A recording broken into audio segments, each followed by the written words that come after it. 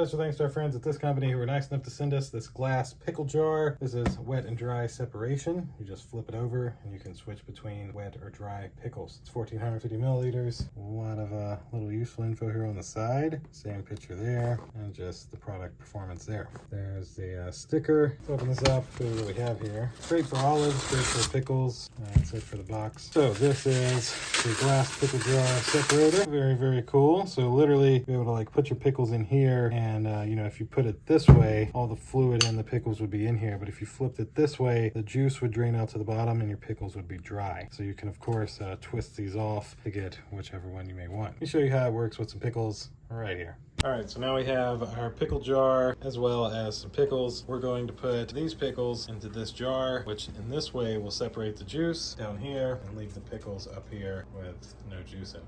Let's do it. Unscrew the top, unscrew that top, pour in the pickles.